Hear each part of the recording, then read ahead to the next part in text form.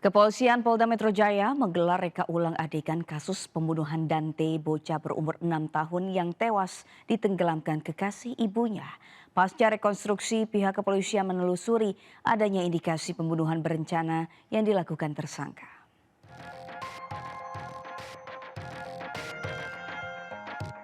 Kepolisian Polda Metro Jaya menggelar reka adegan kasus pembunuhan Raden A. Dante Khalif, bocah berusia 6 tahun, putra sematawayang artis Tamara Tiasmara yang tewas tenggelam di kolam renang pada 27 Januari lalu. Rekonstruksi dilakukan di dua lokasi, yakni di Mapolda Metro Jaya dan tempat kejadian peristiwa kolam renang Palem, Jakarta Timur. Dalam rekonstruksi yang dihadiri ibu korban Tamara, petugas menggelar 102 adegan. Dengan 69 adegan diantaranya merupakan penenggelaman korban oleh tersangka Yuda Arfandi yang merupakan kekasih Tamara. Adegan yang diperagakan pada saat pelaksanaan rekonstruksi di kolam renang sejumlah 102 adegan. Yang mana dari 102 adegan ini terdapat 69 adegan di mana tersangka ini selama 12 kali menenggelamkan korban.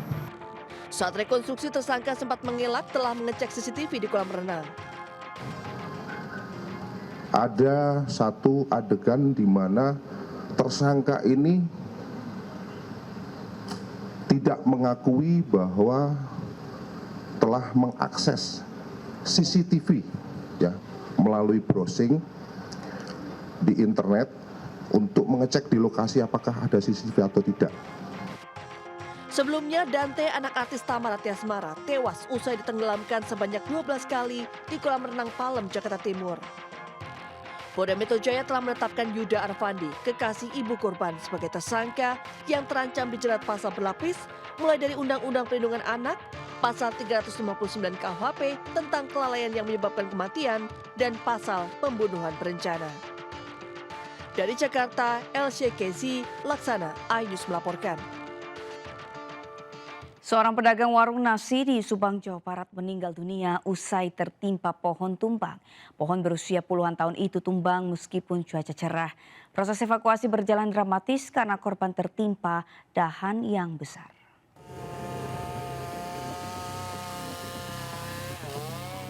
Meskipun cuaca tampak cerah, sebuah pohon tua yang berada di halaman gedung perpustakaan Kabupaten Subang, Jawa Barat tiba-tiba tumbang.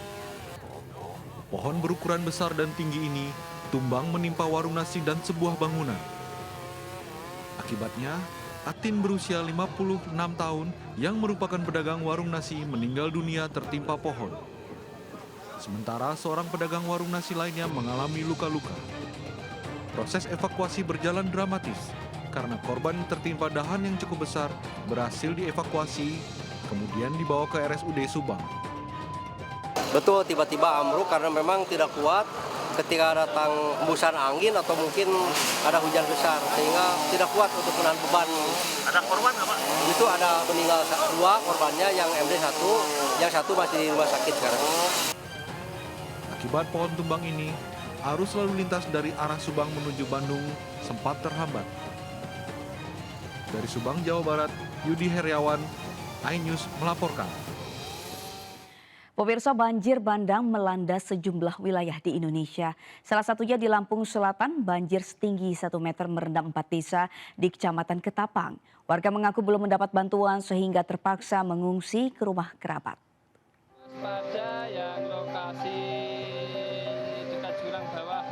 Banjir bandang kembali melanda wilayah Kecamatan Getasan, Kabupaten Semarang, Jawa Tengah. Banjir merendam 3 desa, yakni Desa Jetak, Desa Batur, dan Desa Tajuk pada Rabu siang. Banjir bandang ini diduga akibat lahan di Gunung Merbabu yang gundul pasca kebakaran hutan. Belum diketahui pasti terkait jumlah rumah warga yang terendam serta korban dari banjir bandang ini. Akibat hujan deras selama 3 jam lebih, membuat sejumlah akses jalan perumahan warga Cikande Permai, Serang, Banten terendam banjir. Meskipun banjir belum sampai mengenangi rumah warga, namun banjir cukup mengganggu aktivitas warga.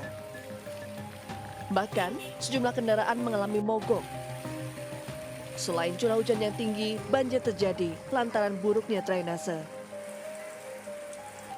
Sementara di Lampung Selatan Lampung, hujan deras membuat 4 desa di Kecamatan Ketapang, Lampung Selatan terendam banjir setinggi 1 meter. Banjir diduga akibat tanggul sungai tak mampu menampung air hujan, sehingga air meluap ke permukiman warga. Banjir mulai naik ke permukiman rumah warga Desa Pematang Pasir pada hari Rabu malam sekitar pukul 1 waktu Indonesia Barat. Belum diketahui jumlah rumah yang terendam banjir. Saat ini, warga mengungsi ke tempat sanak saudara dan sebagian menyelamatkan perabotan rumah tangga. Tim Liputan iNews melaporkan. Pemirsa, seorang korban bencana tanah longsor yang sempat mendapat perawatan di Puskesmas Bastem Utara terpaksa harus dirujuk ke rumah sakit yang lebih lengkap. Untuk mengevakuasi korban, petugas terpaksa menandu dan melewati bekas longsoran.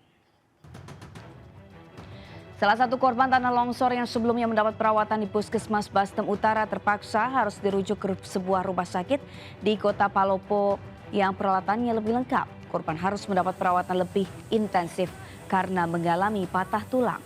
Untuk sampai ke rumah sakit Palopo, korban dirujuk secara estafet dengan menggunakan ambulans terlebih dulu hingga ke titik longsor bagian selatan. Karena akses jalan masih terputus, tim SAR gabungan kemudian menyeberangkan korban dengan cara ditandu melewati tumpukan material longsor. Setelah melewati longsor, pasien kemudian dijemput dengan menggunakan mobil ambulans untuk dibawa ke rumah sakit di Palopo. Tercatat sebanyak 22 orang menjadi korban dalam insiden ini. Sebanyak 5 orang dinyatakan meninggal dan 17 dinyatakan selamat.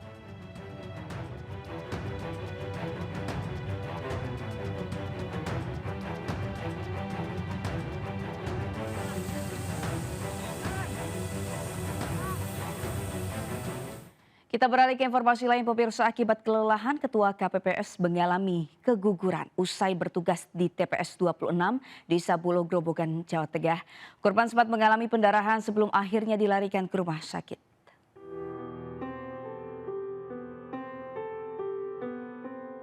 Kondisi Neni Andarwati kini sudah mulai membaik.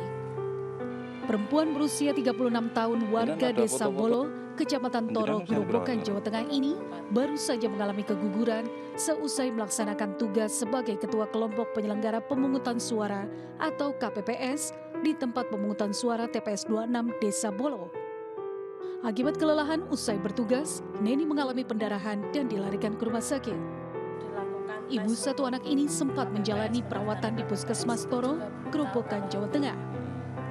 Sebelumnya Neni mengetahui dirinya hamil berdasarkan hasil USG dari Puskesmas. Meski hamil, kondisi fisik Neni masih kuat sehingga ia tetap mengikuti pelantikan sebagai Ketua KPPS. Pihak desa pun tidak mengetahui jika Neni dalam kondisi hamil sehingga ia lolos sebagai anggota dan diangkat menjadi Ketua KPPS. KPPS, pendaftaran KPPS itu juga belum tahu kalau hamil.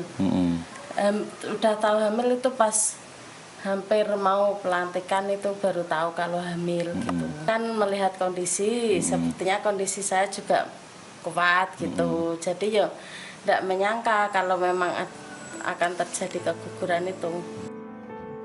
Sementara itu Ketua KPU Grobogan, Jawa Tengah bersama jajaran kepolisian melakukan kunjungan untuk memastikan kondisi Neni.